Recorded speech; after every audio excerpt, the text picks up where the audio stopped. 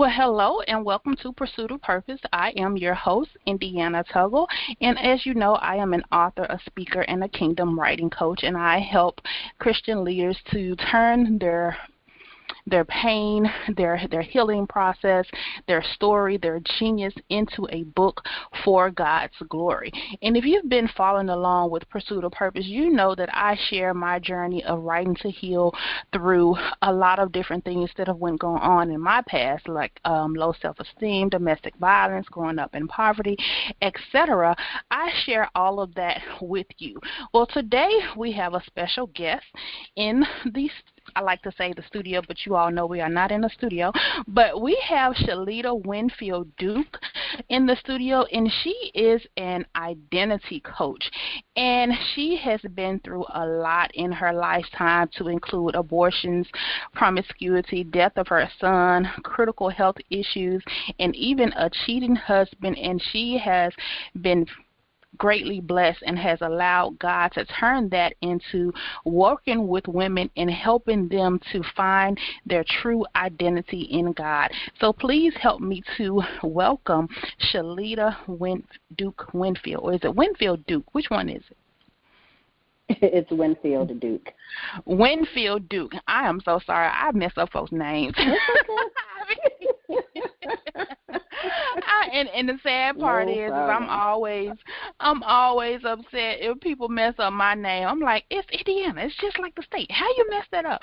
But I can mess up somebody's name. I never forget a face, but I always forget people's names. So please charge it to my mind and not my heart.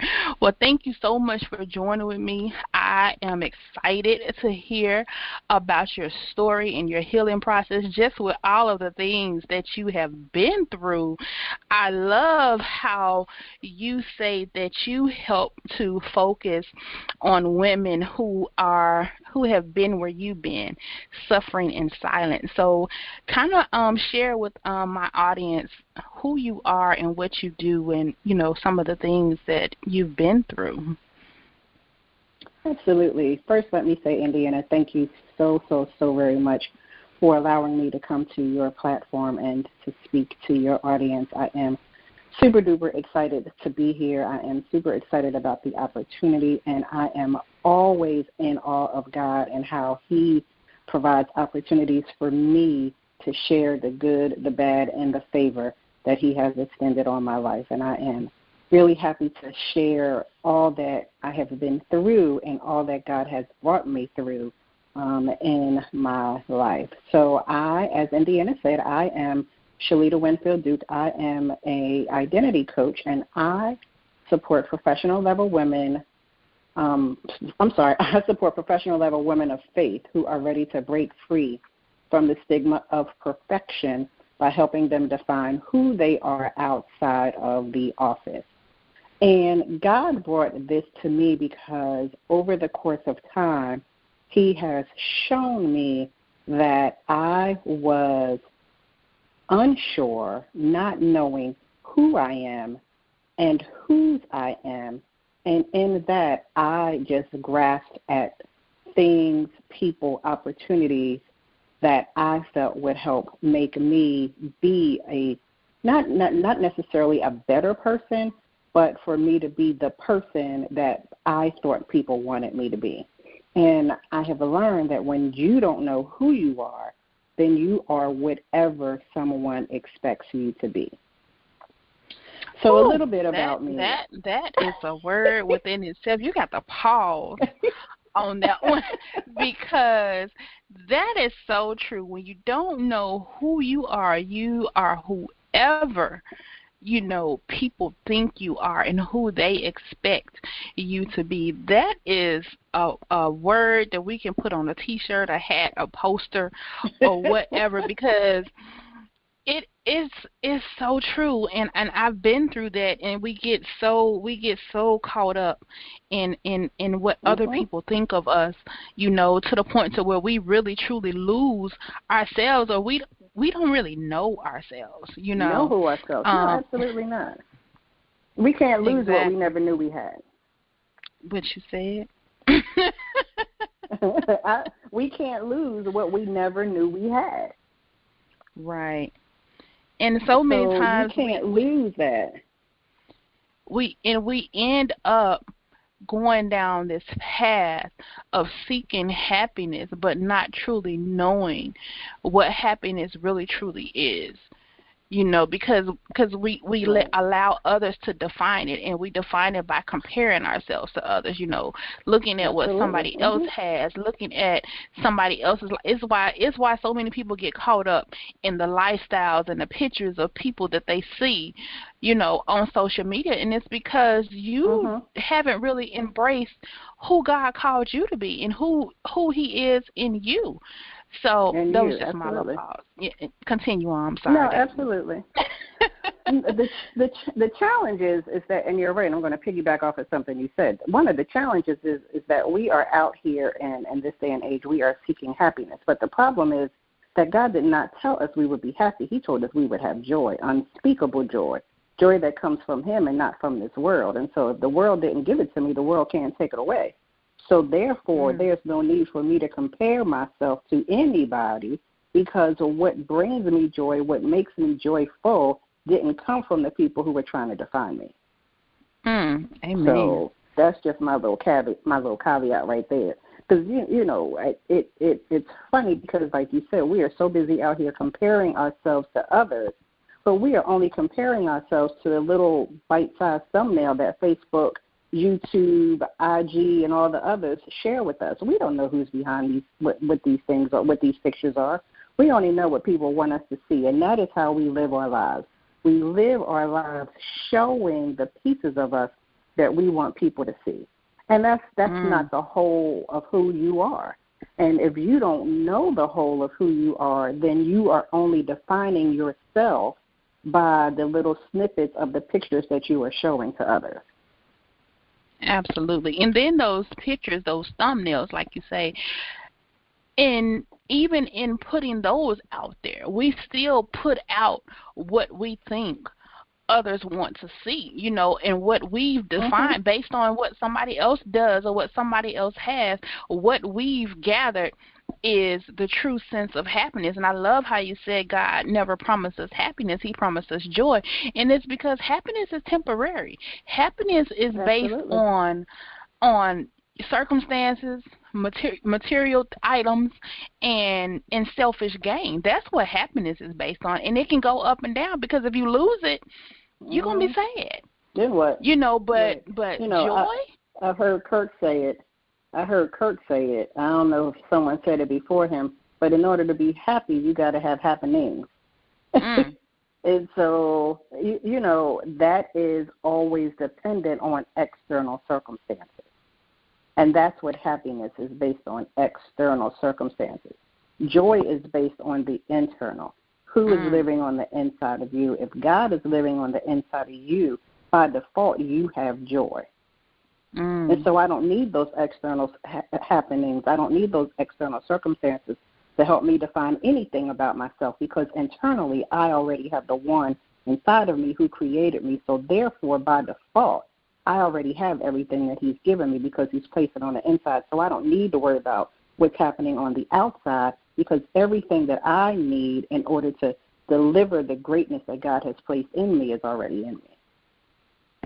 Absolutely. And a lot of times I have to tell myself that when you get to those points where the external is going wrong and everything is going awry, as such as the time is now, with everything going Mhm. on with racism and coronavirus and doggone killer hornets that we got going around. I mean, everything has come to attack our normal and our comfort zone, Mhm. and your happiness is fluctuating. It's people in straight depression mode because they're losing jobs, they're losing family members, they can't say goodbye to family members. You can't even have a funeral. In normal times we can't even do all of that. Right. We can't even gather around those loved ones that help bring us joy, help pick us up when we're down. We can't even do that. So you have to begin to rely on, and the Holy Spirit tells me all the time, stop relying on what you see and rely on what you know.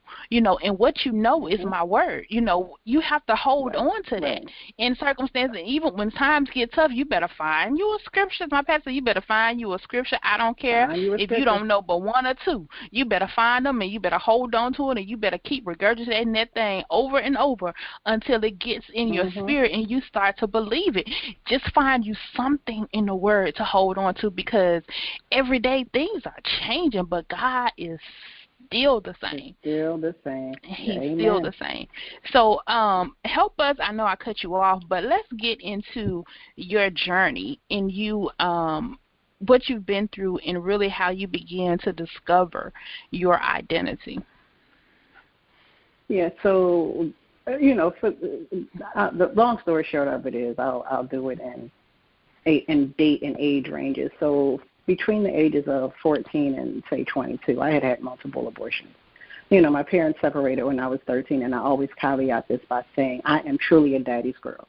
Even to this very day, I am over 50, and I am a daddy's girl. I talk to my dad multiple times a week and always have been a daddy's girl. So when him and my mom divorced, my 13-year-old mind did not understand that. I thought my father was leaving me and not necessarily just leaving my mother. And so, typical fashion, I began to, as they say, look for love in all the wrong places. And I became very promiscuous. And, that led to, like I said, multiple abortions, and that led to multiple guys, throughout my years in high school and my first couple of years in college.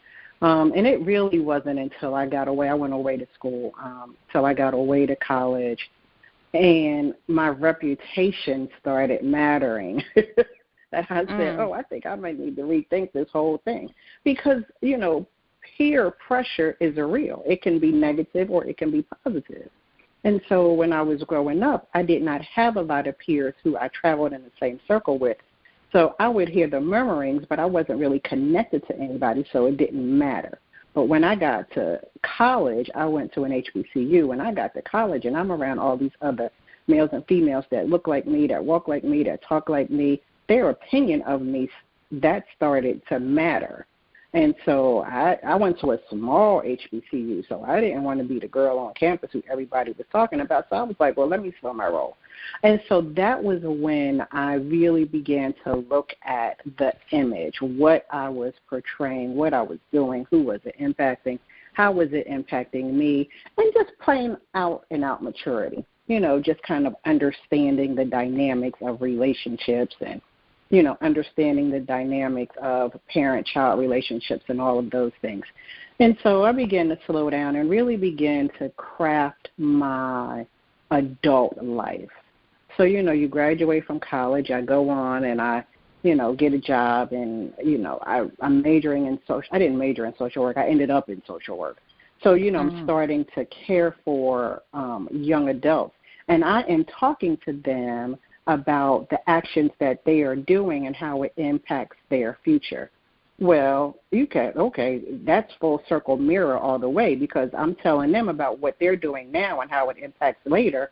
But I had to look at what I was doing years ago and how it was impacting me now. So when you are talking to people about what they're doing and you're thinking about what it was that you were doing, you kind of be like, okay, well, I need to really look at that. But the devil, even though God was trying to teach me some lessons in that, in the midst of that, the enemy used it because guilt set in. Then I became guilty about the choices that I had made. Then I became embarrassed by the choices I had made. And so when you start living in a place of guilt, hurt, shame, and defeat, it impacts everything, including your decision making. So although I wanted to make better decisions, I was in such a low place that I didn't really know how to make better decisions. And so I was like, well, let me just get in this good relationship and things will change. Well, one good relationship ends, and then you move to another good relationship, and then that ends, and then you move to another good relationship, and then that ends, and then you pretty much are right back in the cycle that you were in 10, 15 years beforehand, where you're going from relationship to relationship. So I had to learn that I was reliving the cyclical pattern that I had started 15 years beforehand. And so I'm like, okay, Lord, this is obviously I have not learned this lesson because I'm still walking in circles in the same valley. So then I had to begin to look at what my decisions were. But in looking at my decisions over the course of time, I'm still living in that guilt, hurt, shame, and defeat. I am still living mentally in bondage. I was working. I was really good at what I was doing. I was very professional at work. And if people had looked at my work life and then looked at my personal life, there was a distinct disconnect. And that is where the suffering in silence comes from. That is where the helping professional women break free from the stigma of perfection. Because I was doing everything I needed to do at work. I could get a job like no other. That was not the issue.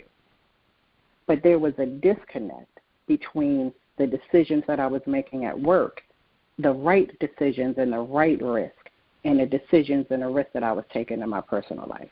They were not one and the same. And so that's an awesome realization. And I often tell people a lot of times the healing process begins once you go through that acknowledgement and you begin to understand that something is wrong. Because as women, especially professional women, when you've been through a lot, it's very hard to look in the mirror and say something is wrong with me, and you absolutely have to go through looking at those patterns in your life, because I went through something similar. I had to go through and look at the fact, all of the patterns and all of the decisions that I made in dating, and I realized, hey, I'm dating the same guy over and over. It's the same over and spirit, over and over again. The same spirit, the same pattern, but a different name. Something is wrong, and I'm the common denominator. I can point the finger at them all I want to, but I'm the common denominator. So what's going on with me?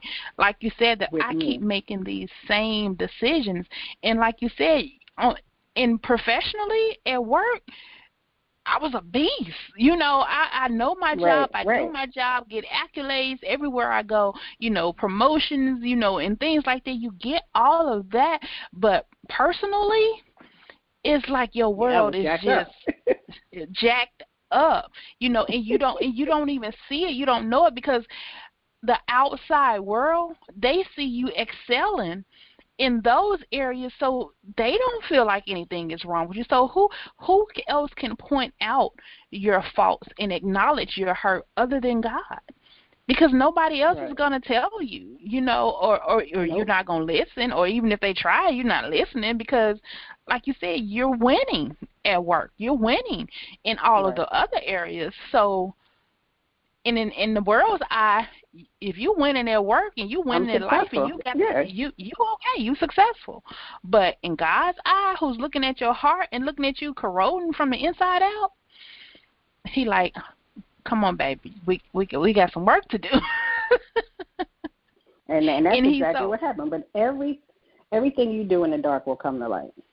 I live by that scripture. Everything you do in the dark will come to light. And I was in for my days of lightning. And because I was out there doing everything I wanted to do. I was in church. I had just gotten back in church, but I was still doing everything that I wanted to do. And then I got pregnant.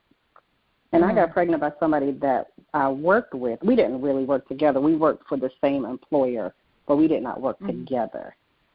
But people would have been like, you got with him? And so I was embarrassed, for people to even know that we were intimate. People knew that we were friends, but they would not have expected us to be involved with each other. And so, then I get pregnant, and okay, deal with that. But then my son dies 7 days after he's born. And so, so now I have all of this. And his father, here we are 20 years later, his father still to this day doesn't know where he's buried.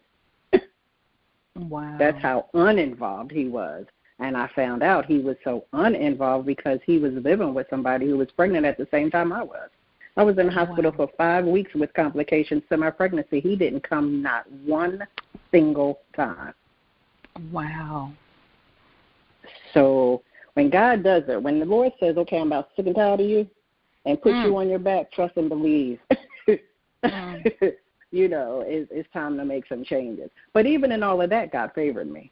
Even in all of that, God favored me. Even in my sin and my wrongdoing and my guilt, hurt, shame, and defeat and my decisions and my actions, God showed favor on me, even in that. And so God is faithful.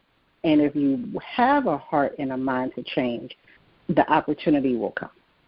And absolutely. so, so I bury my son and I go on and, and move out of the area. And, so I'm God opened up the door. I'll never forget when 9/11 happened. I'm trying to move. I'm trying to relocate. And everybody's like, that is not going to happen. 9/11 just happened. Ain't nobody going to give you no job. I walked into a job. And I walked into a job that came with an apartment. So when I tell you God will do it, he'll do it. Wow.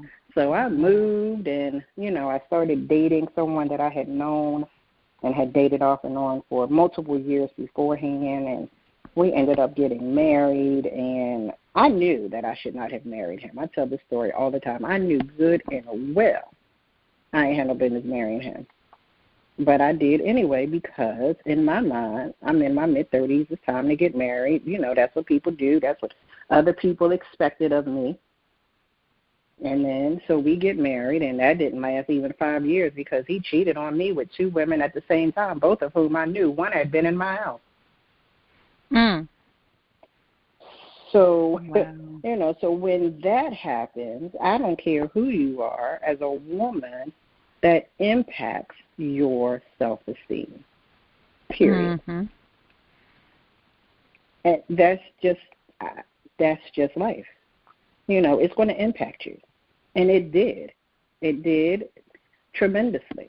And so I had to really work on getting me together. Number one, why did I marry a man I know good and well the Lord told me not to? I had to look at that, and I had to repent for that.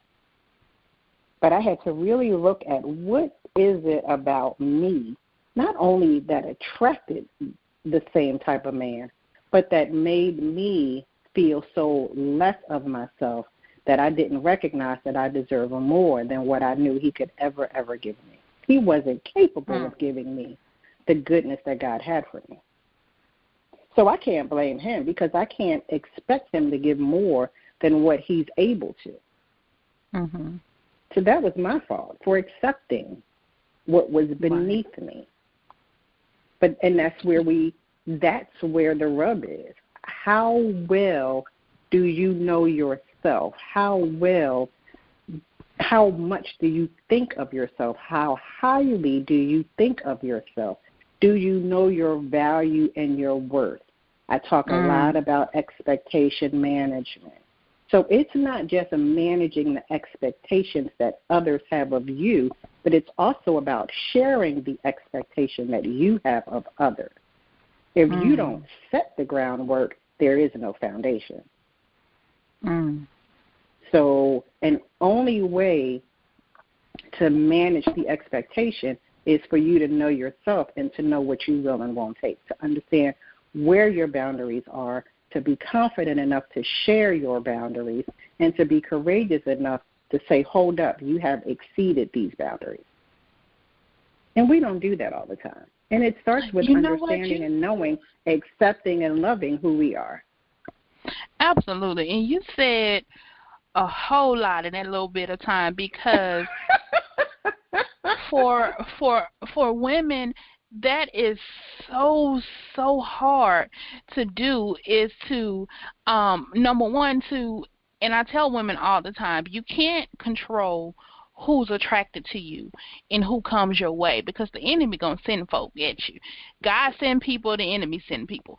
So it's going to come, and people all the time say, well, you are who you attract. And I'm like, that's a lie from the pit of hell. You can't control who you attract, but you can control what you accept. So it's all about that acceptance. And you said a lot about knowing your boundaries, first of all, and then also being able to communicate those boundaries and being able to hold people accountable. If I communicate my boundaries to you and you cross that line, I need to check you. I don't need to be, so many times we want to call it compromise. Well, you have to compromise on something. No, no, no.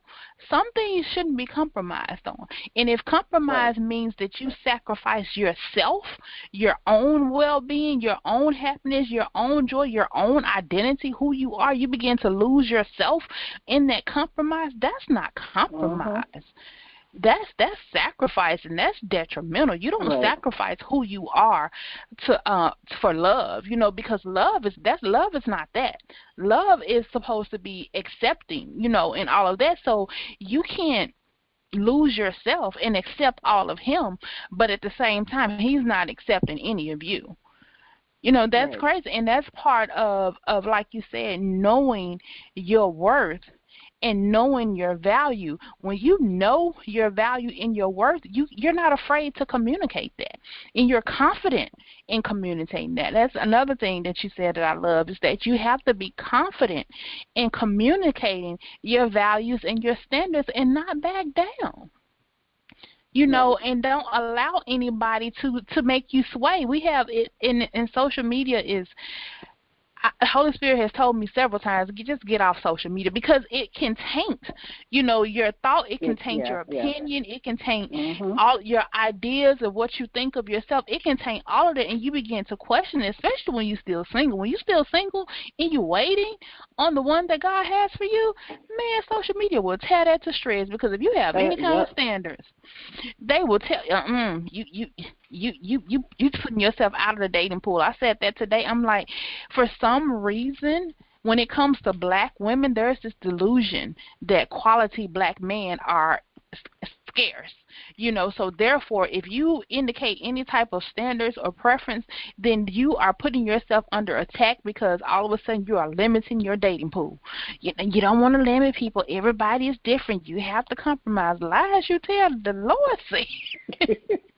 Right. I mean, I don't God says, I deserve this. Right. And I deserve the best that he has for me. And if this ain't it, then this ain't it. But we also, as a women, I talked about being able to communicate your expectations, but you also got to know where your end is. We don't want to walk away. Right. We are not willing, like you said, it's, I don't want to sacrifice myself. But we do it all the time. We stay just to have somebody. We stay because, I've gotten, I don't want to use married, because that's not a good example, but prior to marriage, or we stay, and we need to ask ourselves, why are we in this? Why are we staying in this? If it is not of God, if it is not a relationship that is of God, that is headed towards marriage, that is headed towards commitment. There's a ton of, talking about relationships, that's a whole nother discussion. That's a whole nother podcast interview. But whether it's a romantic relationship or even just a friendship, because you can be friends with somebody and it's the same scenario. Yes, there are times where we need to separate ourselves from people who are causing us to act, do, think outside of who we know God created us to be. And you can only do that if you know who you are. Absolutely. And, so what and, did and go ahead. I'm sorry, go ahead. I was going to say, so what did the road to recovery look like for you? I hate to say recovery. Your road to uncovering your identity, what did that look like? I was going to, so I mean, I'm trying to come up with a short answer. So let me finish this story. So before I filed for divorce, I said I'm going to give it a year. You just don't want to file out. I'm going to give it a year. And the Lord told me to give it a year. But, we know best. The Lord doesn't know. We know best for ourselves, so we think. So I gave it 2 years. I gave it 2 years. And it's so, one day, we had a conversation on the phone. I don't even remember what he said to me. I just remember hanging up, and I thought, this joke he cannot be married and live single. This is a mess, and I'm out. Like, it just was just an epiphany. And so I said, enough is enough. And we have to be comfortable as women to get to the point where enough is enough, whether it is work, whether it's a relationship, whether it's a friendship, whether it's a business venture, it doesn't matter. Right. But when you begin to sacrifice yourself, you have to know what your end is. So to your question, I was working. I was managing a housing program, and I had about 4 employees that I supervised. And for a year, none of these people knew that I was separated. A whole year. I didn't tell anybody. It's crazy, the craziest thing in the world. And I don't know why I didn't tell them. I don't know if it was I was embarrassed or whatever the reason was. I didn't tell anybody. And so I was not feeling well at all. I had just been very lethargic, taking me almost an hour to walk my dog around the block, just all kinds of random things. And I went to the doctor, and they ran some tests. And I'll never forget, the hospital called me and told me I needed to get to the ER immediately. Then the hematologist called and said, no, I need to come to his office. So I ended up back at the hospital. They ran some more blood work, stat, and came back and said I have no blood in my body. They could not understand no blood in my body. I was down to less than a third of the amount of blood that you're supposed to have in your body. And they could not understand how I had walked in the door, how I did not come in an ambulance on a stretcher. They said my numbers were so low that it leads to congestive heart failure, and normally people come in on their back on a stretcher. And I knew in that moment that it was because God had something for me to do. I experienced 15 weeks of iron transfusions at the oncologist's office. So I'm sitting amongst people who were getting chemo, and I'm getting blood transfusions because I have no blood in my body. The Lord had sustained me, allowed me to live my life, do all the things I was doing every single day, go to work every single day, and walk into that hospital and walk out of that hospital. It was not supposed to be that way. And I said, I will never again take for granted the blessings that he has on my life, the favor that he has on my life. And I said, no more. Everything had to change. So that was my moment. When you are walking around, living your life, and you have less than 1/3 of the amount of blood that you're supposed to have in your body, it is nothing but the grace of God that keeps you going. Wow. And that's when things started to turn around for me. It wasn't overnight. I'm not going to lie and say that. It wasn't quick. It was still a journey. But I began to take the favor and the purpose of my life serious. I didn't know what it was. I kind of had some ideas. I had been toying and just kind of dipping and dabbing, but not really doing. But in that moment, I said enough is enough. I am not going to waste what God has blessed me with. So I found myself in church. I was already in church. I was already really active at church during that time, and it didn't stop. And every Sunday I would go to church. My bishop would say, "Your best is yet to come." And I did not understand it at that point in time. I had been divorced. I was sick, but he would look me in my face every Sunday, week after week, month after month, year after year, and say, "Your best is yet to come." And I remember after I got married to my now husband, I said to Bishop, "You are absolutely right. I get it. My best is now." And so that's what I'm living, and that's what I live for every single day. My voicemail says I'm out pursuing purpose on purpose. That was spoken into my life before I even knew what purpose was. And that's what I do. That's why I do the things that I do. That's why I work with the women that I work with.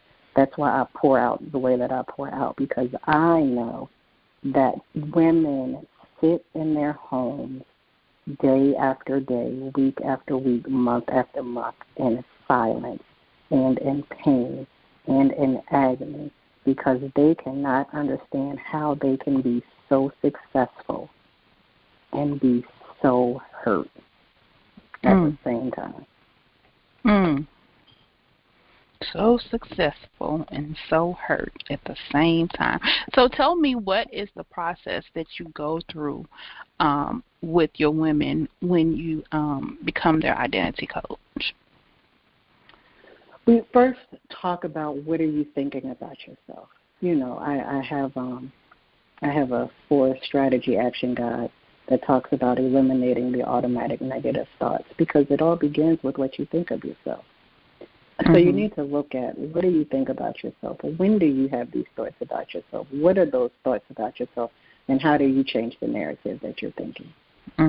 That's where it all starts. And so that's the very first thing that we work on. And then we work on voids, healing the voids. People talk about going back in your childhood and doing the child work. It's all along the same premise. We really look at what that void was. I didn't go into any detail. But for a couple of years, I left Virginia and went back to Pennsylvania. And I remember before I left Pennsylvania and went back to Virginia, the Lord said to me that there is no man, there is no situation, there is no job, there is nothing that can heal the void that is in your soul other than Him and being the Lord. And that's when I began to understand the fact that there's a void. There is an emptiness. There is a pit in your soul that you are seeking things and people to fill that cannot be filled by a thing. It can only be filled by the Holy Spirit. And so we talk about what those voids are. We look at what those voids are. Where did they surface from? How do they manifest? How do you heal them? How do you close them? How do you move past them? So we talk about voids, and then we look at what the next steps are. Where do you want to go from here? How do you want to show up in public? How do you want to close the disconnect between your professional life and your personal life? Because like you said, you said it very well. You were winning at work. I need you to win at home. So what does that look like for you? You talked about... and then it's all about accountability. We huge on accountability. I'm sorry, I didn't mean to cut you off. Huge on accountability. Because we say a whole lot of stuff. We just don't do nothing. You talked about those voids. Can you tell us what's one of those voids that you have uncovered working with different clients? Yeah, a lot of women in particular, their void is based and rooted in rejection.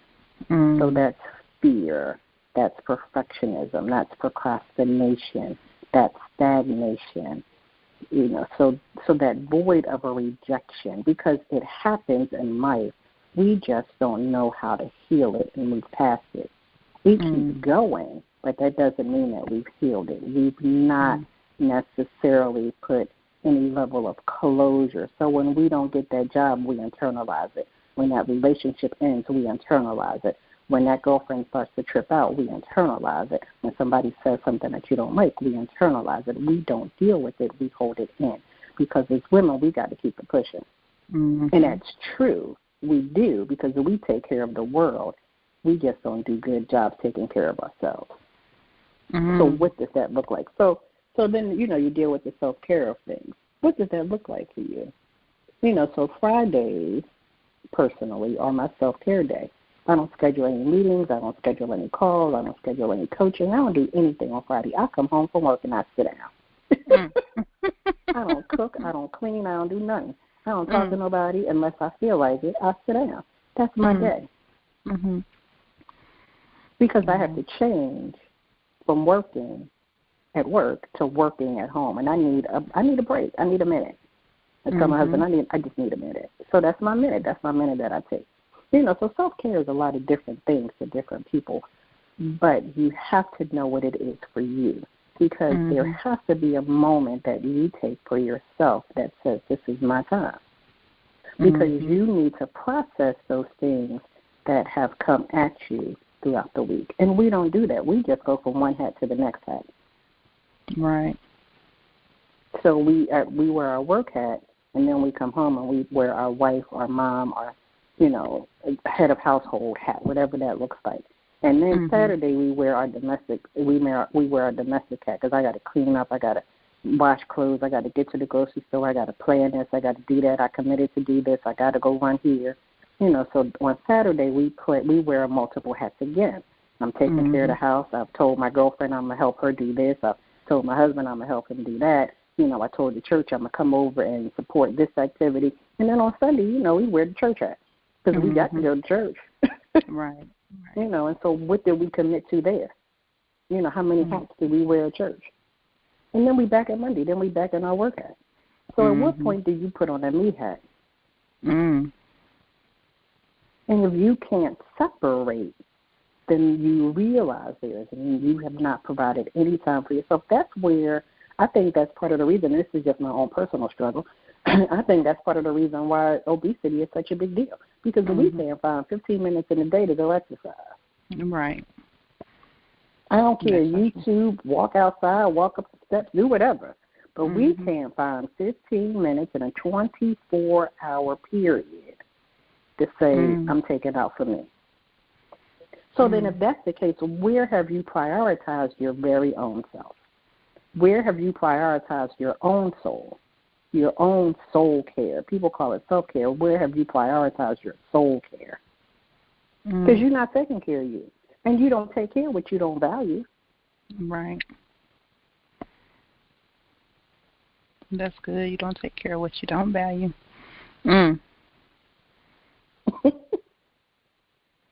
So to your question, it all starts with how you think about yourself and how you see yourself. Absolutely. You mentioned one thing that really stuck with me, and it's about how as women we really don't learn how to process a lot of the things that happen to us because we have this mentality of from the world that says keep it moving, keep it moving. And I was thinking about a conversation that I had with a friend and how we label ourselves as strong based on what we're able to take and what we're in coming in. And she and I both said at the same time, like, I don't wear that strong hat no more because strong will kill you, because it especially the definition that they have of it in today's society. They label a woman as strong by all of the mess that she's taken over the years, and able to keep going. And I'm like, I don't want to be strong then, because if I have to accept all of this hurt, all of this pain, all of the weight of the world, and keep going and still allow you, this toxic person who caused all of this in my life, and wear it as a badge of honor, now all of a sudden you saying, oh, this is my ride or die chick, and I've put her through a lot, and now and she's my queen, and now that I'm old and decrepit and sick and I need her to take care of me, now all of a sudden this is my queen and I want to marry her. If you don't get on somewhere, because to me that doesn't say strong. That says a woman who doesn't know her worth, So I don't want that badge. I don't want strong anymore. I want to be able to sit down and take care of myself, take care of my soul, so that I can portray the best me and I can be the best me authentically. Because so many times we try to put our best foot out and say we're living our best life when in reality we're not. And we're still sick and we're still miserable and we're still, depressed, and your body is shutting down, your mind is shutting down, and there's all of this conflict and turmoil going on in the inside, but you're still trying to smile on the outside because you don't want anybody to know what's going on with you, or you can't even explain what's going on with you, and you don't even know how to fix what's going on with you, so you're doing what you think you're supposed to. No, I'm supposed to smile. If a woman can't do nothing else, she knows how to keep it moving and how to make things happen. No, you need to learn how to pause sometimes and process some things and get some help and find some relief, and so that you can get a lot of that stuff out, because like you said, we internalize it all. We don't deal with anything. We don't heal from anything. We just keep sweeping it on the rug. Then all of a sudden we got a whole mountain in the middle of our living room that we acting like we don't see. We just sitting on the couch and looking around it like we don't see it, but it's there. Right. Yeah, absolutely. and you'll shut down. Eventually you will shut down. Your body will shut down, and that's where a lot of our sickness come from, a lot of our stress, a lot of our high blood pressure, a lot of our obesity, a lot of our, promiscuity, a lot of our poor relationship habits. All of that stems from not healing and not dealing with a lot of the things that go on in our life, not being able to really process it and not really knowing how to process it in a healthy way, because so many times when we begin to process it and we begin to release, then we're labeled as angry. Right. Yeah, absolutely. The angry black woman, she mad. When she mad and she fussing, oh, she angry, she bitter, she broken. How about we just deal with the fact that you broke her? Right. Well, but then, I mean, that is when you are dealing in a situation where there's someone else. Like you said, well, what happens when you're the one that broke her? But that has nothing to do with the fact that what if you are your own self-sabotaging? So take someone else out the equation, whether it's mother, father, ex-husband, ex-boyfriend, sister, sibling, best friend, doesn't matter, coworker, boss, whatever. You take everybody else out the equation. What do you do when you are your own worst enemy? That's what I'm talking about. So, yeah, those situations are real, and you do need to heal from them, but you can't run from yourself. Right. Yeah. So what happens when you are the weapon? Decisions, when you are the weapon. You were talking about that word strong, but we also have to reframe the narrative of the word resilient. When my mother retired, I remember I say made us, in air quotes, my brother and I, she wanted us, they asked us to speak at her retirement. And so being the older sibling, my brother politely looked at me and gave me the mic. And I remember saying that one of the things I most admired about my mother was her resiliency, her ability to bounce back. But bouncing back does not mean that you've processed a weapon. That just means you kept it moving. And that is what my mother had done. My mother was resilient because she had 2 kids to take care of. My father, like I said, not that my father wasn't there, not that we had extended family that weren't there, but she had her mindset of what that meant, and she wasn't going to let anybody hold her down. She wasn't going to have to ask anybody for anything in her mind. Whole nother story. But in her mind, she was being resilient. These are the cards that were dealt to her, and she was just going to handle it. She was going to do whatever she needed to do by any means necessary.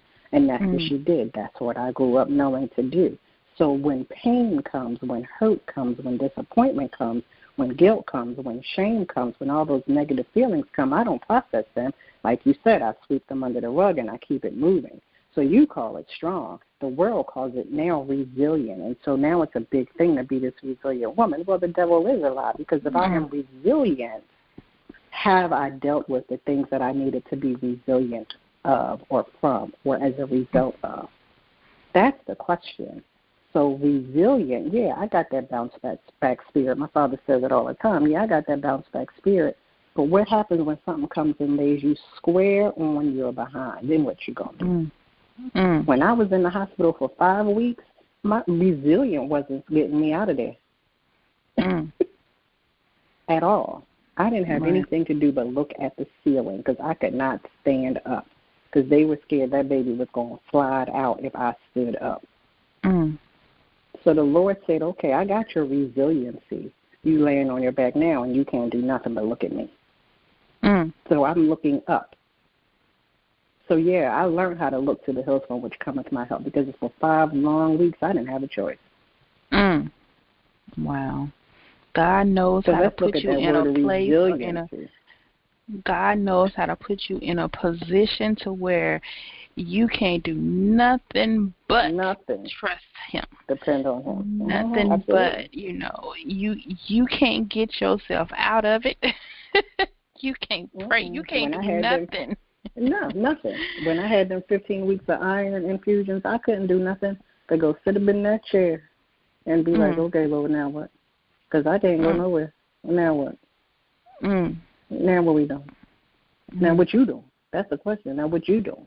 He said, ain't we. What you doing? Let's look at what you doing. So So how do no, you teach the resiliency has women its to? place. How do you Mm-hmm. teach the Sorry, what? women how to begin to? How do you teach the women how to begin to process it all, to actually begin to heal from it? Well, you got to acknowledge it. Mm-hmm. It wasn't until I got to a place where I could acknowledge that I was living in a place of guilt, hurt, shame, and defeat that I can begin to heal from it. Mm-hmm. So the first thing is to acknowledge. You got to know that it even exists. We create these bubbles that we live in. We create them, and we tell ourselves that all is well. Mm-hmm. And that's part of the not processing. So in order to process, you got to acknowledge that there's some pain there. You got to acknowledge that there's some disappointment there. You got to acknowledge that you made the same decision over and over and over and over again. But then you have, then you have to look at, well, everything works together for my good, according to those who love the Lord and are called and who are called to His purpose. So then, okay, so now what? Now that I know these things happen, okay, Lord, what am I supposed to do from this? What am I supposed to learn from this? What am I supposed to share about this? Because everything happens for a reason, the good and the bad. It's all to bring you to an expected end. So, okay, Lord, let's look at what this end look like, because I'm going to need to get out of this circle. I tell people all the time, if you don't learn the lesson, you will stay in the valley. So, all right, let's get to learning. Let's get to moving, because if you don't want to stay here, then it's up to you to get out. The Lord has made a way. That's not the issue. It's all about your mindset, and that's why we start with the things that you think and say to yourself. That has to be the first place, because until you change your mindset, your heart can't change. Wow, absolutely. Some people say your mind won't change until your heart changes. Well, I could see that argument, but I believe that until you change your mind about some things, there's no way that your heart is going to catch up, that your heart will change as well. Because then there's an internal struggle between your heart and your mind.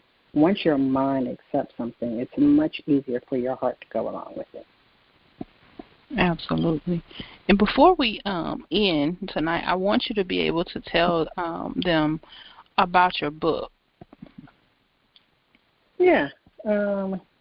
My book is called The Soul of a Champion, 21 Strategies to Reveal Your Greatness Within. So my business, She Went Unlimited, is all about revealing the greatness within you. So because I believe that God has placed purpose, i.e. greatness, in each and every one of us, and that we have the spirit of a winner within us. And so the book, Soul of a Champion, really is just 21 days of prompts, scriptures, and reflections for you to think about, questions for you to answer that make you stop and think and recognize who you are and what is in you. So, so for example, on day 14, I just kind of open up to the middle of the book.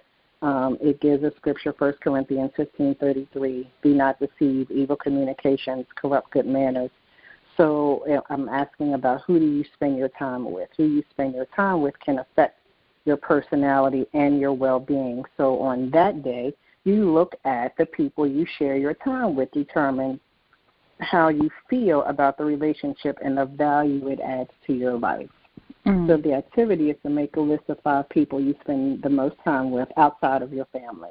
And what are you doing when you are together? Is it fun and edifying, or is it more of a chore or a requirement?